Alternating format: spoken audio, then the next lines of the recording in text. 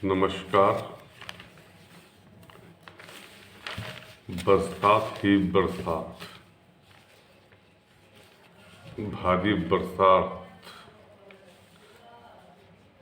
संपूर्ण उत्तर भारत में हफ्ते भर से हो रही वर्षा के कारण उत्तर भारत के ज़्यादातर राज्यों में जनजीवन बेहाल हो चुका है। पहाड़ों पर मूसलाधार बरसात, भूस्खलन व वर्षा जनित हादसों के कारण जन माल की हानि हुई है। हिमाचल प्रदेश में 10 लोगों की और मृत्यु हो चुकी है, जबकि 4 लोग लापता है। लाहौल स्पीति में 450 पर्यटक फंस चुके हैं। पंजाब के 4 जिलों मोहाली, रोपड़, फतेहगढ़ और पटियाला में बाढ़ के हालात बन चुके हैं। तेज बहाव में 4 लोग बह चुके हैं। राहत व बचाव कार्यों के लिए सेना के साथ एनडीआरएफ की भी 14 टीमें उतर चुकी है। एनडीआरएफ के डीआईजी मोहसिन के मुताबिक 12 टीमें हिमाचल प्रदेश में, 8 उत्तराखंड में और 5 हरियाणा में भी तैनात हो चुकी है। दिल्ली के द्वारका, उत्तर प्रदेश में गाजियाबाद में एनडीआरएफ की टीमें तैयार है। बारिश के कारण रेल यातायात प्रभावित हो चुका है। पंजाब से गुजरने वाली कई ट्रेनें रद्द हो चुकी है, तो कुछ के रूट बदल दिए हैं। पंजाब व चंडीगढ़ में 13 जुलाई तक स्कूल कॉलेजों में छुट्टी कर दी गई है, जबकि 15-16 तारीख से फिर एक बरसात का दौर शुरू होने वाला है, मौसम विभाग के मुताबिक। पंजाब में मुख्यमंत्री भगवंत मान ने बाढ़ प्रभावित क्षेत्रों का दौरा किया और सरकार से स्थिति से निपटने के लिए 33 करोड़ जारी कर दिए। रोपड़, नवांशहर व मोगा में पानी के तेज बहाव से 4 लोग बह चुके हैं। पटियाला में घग्गर दारिया, मारकंडा नदी, टांगरी नदी और बड़ी नदी में जलस्तर खतरे के निशान से ऊपर है।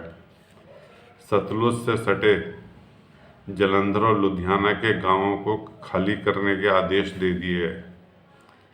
भारत पाकिस्तान सीमा पर स्थित फिरोजपुर के गांव कालूवाला का संपर्क देश भर से कट चुका है। चंडीगढ़ से कांगड़ा और कुल्लू जाने वाली फ्लाइटों को बंद कर दिया गया है। पंजौर में भूस्खलन से 2 बच्चों सहित 3 की मृत्यु हो चुकी है। हरियाणा में यमुना व बरसाती नदियों में जल स्तर बहुत बढ़ चुका है। यमुनानगर सहित अंबाला, करनाल, कुरुक्षेत्र और पानीपत में बाढ़ आ गई है। यमुनानगर व करनाल में उत्तर प्रदेश से जोड़ने वाला पुल बंद हो गया है। अंबाला नेशनल हाईवे 153 बंद कर दिया गया है। एनडीआरएफ की टीम बचाव कार्य में जुटी है और सेना को बुलाया जा रहा है। करनाल में मकान की छत गिरने से दंपति की मौत हो चुकी है। भारी वर्षा से हिमाचल प्रदेश में भी हालात बेहद खराब हो चुके हैं। हिमाचल प्रदेश में भारी बरसात के कारण सबसे खराब हालत मंडी जिले की हो चुकी है। यहाँ व्यास नदी का जल स्तर बढ़ने से लोअर म्यूली व पंडों में 113 घर खाली कर दिए गए हैं। 3 राष्ट्रीय राजमार्ग के साथ 940 सड़कें बंद है और सैकड़ों गांवों में बिजली नहीं है। सोलन जिले के परवाणु के सेक्टर 5 में नाले का पानी सड़क पर आने से 7 गाड़ियां बह चुकी है। जम्मू श्रीनगर राष्ट्रीय राजमार्ग सोमवार को भी तीसरे दिन बंद रहा, जिससे हजारों वाहन फंस चुके हैं हाईवे पे। उत्तराखंड में अधिकांश नदियों का जलस्तर खतरे के निशान के करीब पहुंच चुका है। राजस्थान में कृषि आयोग के अध्यक्ष पूर्व केंद्रीय मंत्री महादेव सिंह खंडेला ने उल्टा विवादास्पद बयान दे दिया है। युवक के नाले में गिरने से हुई मौत पर उन्होंने कह दिया कि लोग मरते रहते हैं। ऐसे तो लोग रोज ही नदियों तालाबों में मरते हैं। ये है इनका बयान।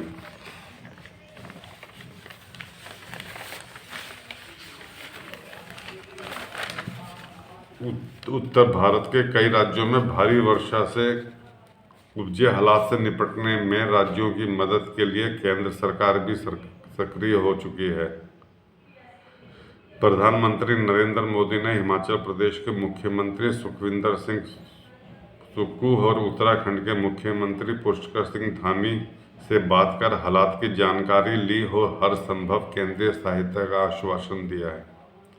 प्रधानमंत्री ने केंद्रीय मंत्रियों और वरिष्ठ अधिकारियों के साथ भी बातचीत कर हालात और राहत व बचाव कार्यों की जानकारी ली है। हालात का जायजा लेने के बाद प्रधानमंत्री मोदी ने कहा कि स्थानीय प्रशासन, एनडीआरएफ और एसडीआरएफ की टीमें प्रभावित लोगों का कल्याण सुनिश्चित करने के लिए काम कर रही है। पुष्कर सिंह धामी ने ट्वीट कर बताया कि उन्होंने प्रधानमंत्री को राज्य में अत्यधिक वर्षा के कारण हुई जान माल की हानि और फसलों के नुकसान की जानकारी दे दी है। सड़कों की स्थिति और चारधाम व कांवड़ यात्रा के बारे में भी प्रधानमंत्री जी से बात हुई है। धामी ने बताया कि राज्य में राहत और बचाव कार्य जारी है और केंद्रीय सहयोग के आश्वासन के लिए राज्य की जनता की ओर से प्रधानमंत्री को उन्होंने धन्यवाद दिया। सड़क परिवहन मंत्री नितिन गडकरी ने भी वर्षा के कारण राष्ट्रीय राजमार्गों और पुलों की स्थिति की समीक्षा की है। उन्होंने अधिकारियों को वर्षों से राष्ट्रीय राजमार्ग को हुए नुकसान को दुरुस्त करने के लिए कदम उठाने के निर्देश दे दिए हैं।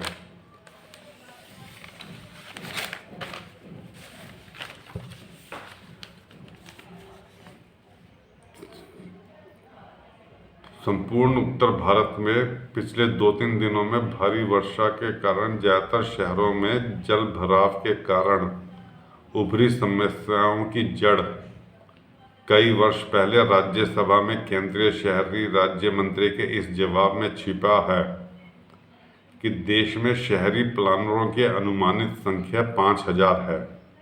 आबादी के अनुपात में से 75,000 लोगों पर एक प्लानर के रूप में दर्ज किया जा सकता है और विकसित देशों के मुकाबले इसे काफ़ी कम कहा जाएगा। तीव्र और काफ़ी कुछ बेलगाम शहरीकरण ने जो समस्याएं दी है वो आज दिल्ली और गुड़गांव जैसे शहर भी जिससे जूझ रहे हैं। इसके पीछे शहरी नियोजन के दृष्टिकोण का अभाव रहा है।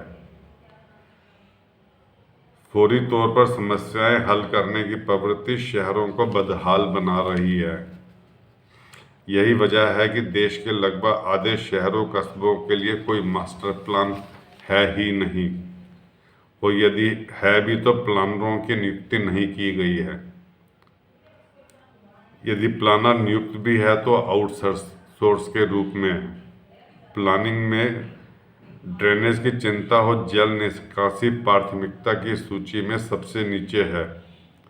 राज्य शहरी स्थानीय निकायों की संख्या बढ़ाते जा रहे हैं, लेकिन उनके पास अनुपात में उतने मानव संसाधन है ही नहीं। उदाहरण के लिए उत्तर प्रदेश ने हाल के समय में 100 से अधिक शहरी स्थानीय निकाय बनाए हैं, लेकिन उसके संचालन की जिम्मेदारी की बात आई तो एक अफसर को कई निकायों की जिम्मेदारी दे दी गई। आवासन और शहरी विकास मंत्रालय की रिपोर्ट के मुताबिक देश में 4000 से अधिक शहरों में 2216 के पास ही मास्टर प्लान है और 623 ऐसे शहर हैं जहां मास्टर प्लान बनने की प्रक्रिया चल रही है।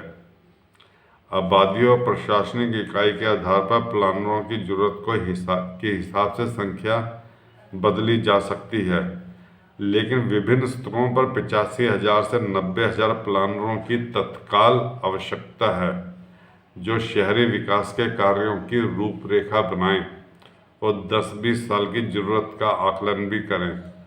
मंत्रालय ने अर्बन प्लानिंग में सुधार को उच्च अधिकार प्राप्त समिति की सिफारिशों के आधार पर राज्यों को प्लानरों की नियुक्ति का पूरा खाका दिया था, लेकिन कुछ खास नहीं हुआ। उड़ीसा के नगर विकास के प्रमुख सचिव मति वतनन ने स्वीकार किया कि दशकों तक हमारे देश में ग्रामीण विकास को प्राथमिकता देने का चलन रहा है। 10 वर्षों से ही शहरी विकास पर अब ध्यान दिया जा रहा है।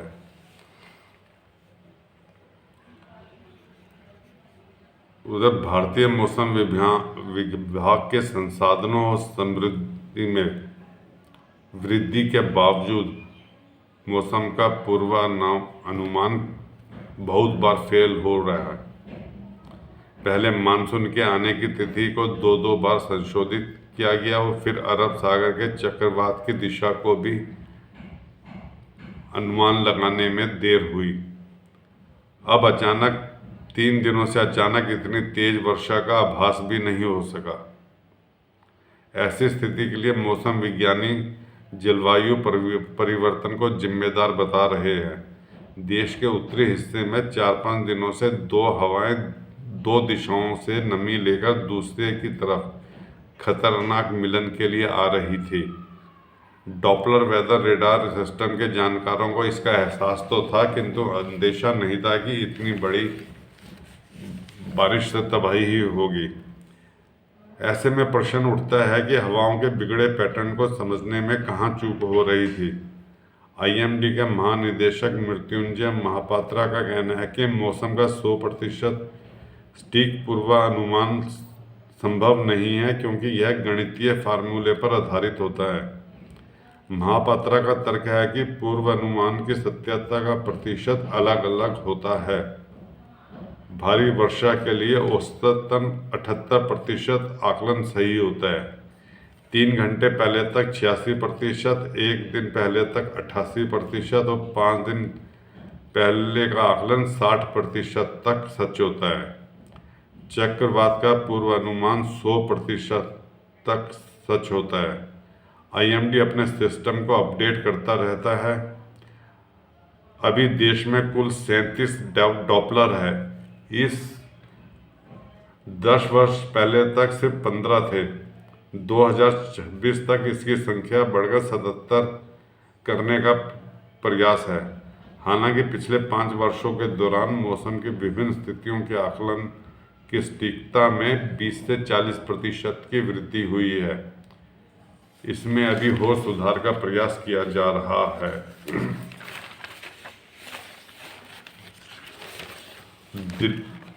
दिल्ली में भी यमुना का जल स्तर बढ़ने लग चुका है। उत्तरी क्षेत्र में 3 दिन से हो रही मूसलाधार वर्षा से यमुना का जल स्तर लगातार बढ़ रहा है। हथनी कुंड से भारी मात्रा में पानी छोड़े जाने से दिल्ली में मंगलवार दोपहर तक यमुना का जल स्तर खतरे के निशान 205 तक पहुंचने की आशंका जताई जा रही थी, पर सोमवार शाम 5 बजे ही पानी इससे ऊपर पहुंच चुका था। हथनी कुंड से सोमवार तड़के 3 बजे अधिकतम 3 लाख क्यूसेक, उसके बाद लगातार 2 घंटे तक 3 लाख क्यूसेक पानी फिर अधिक छोड़ा गया है, जिससे मंगलवार दोपहर 3 बजे तक यमुना का जल स्तर 207 तक पहुंच जाने की संभावना है। बता दें कि सबसे अधिक वर्षा 1978 में यमुना का जल स्तर 207.49 मीटर तक पहुंचा है। राजस्व पीडब्ल्यूडी मंत्री आतिशी ने बोर्ड से अफसरों के साथ यमुना के विभिन्न हिस्सों का निरीक्षण भी किया है। रेलवे प्रशासन भी स्थिति की नज़र रख रहा है। लोहा पुल से महज 20 किलोमीटर प्रति घंटे की रफ्तार से ही अब ट्रेनें गुजर रही है। मंत्री आतिशी ने कहा है कि रविवार सुबह तक हथनी कुंड से 45,000 क्यूसेक पानी छोड़ा जा रहा था, जो अब बढ़कर 3 लाख क्यूसेक तक पहुंच चुका है। ऐसे में दिल्ली में यमुना का जल स्तर और बढ़ेगा। इससे निपटने के लिए राजस्व विभाग सहित अन्य विभागों ने जरूरी तैयारी कर ली है। यमुना के निचले हिस्से में लगभग 40,000 लोग रहते हैं। इन्हें सुरक्षित स्थानों पर पहुंचाने की तैयारी हो चुकी है।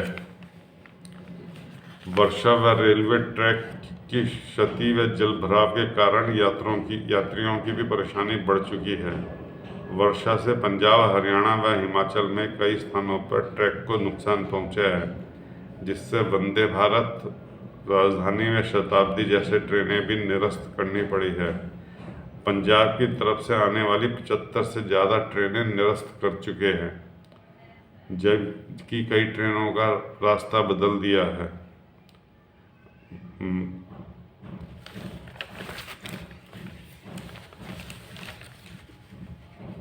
अब जो मौसम विभाग का पूर्व अनुमान है कि उसके अनुसार कि पिछले 2 दिन में थोड़ी वर्षा कम अब होनी शुरू हुई है।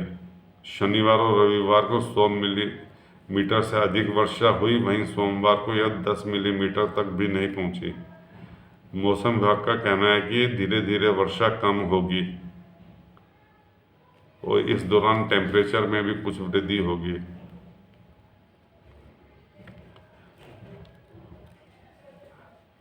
पश्चिमी विक्षोभ का भी प्रभाव खत्म हो रहा है, इसलिए 3-4 दिन बारिश कम होगी, लेकिन 15 या 16 जुलाई से वर्षा फिर बढ़ेगी, लेकिन अब उतनी नहीं होगी जितनी शनिवार एतवार को हुई है। ये मौसम विभाग का अनुमान है। तबाही तो हो चुकी है, आगे कितना किया जाता है, कितना प्रशासन सतर्क फिर रहता है, देखते हैं। दोस्तों, इस वीडियो को लाइक करें, सब्सक्राइब करें और शेयर कीजिए। धन्यवाद।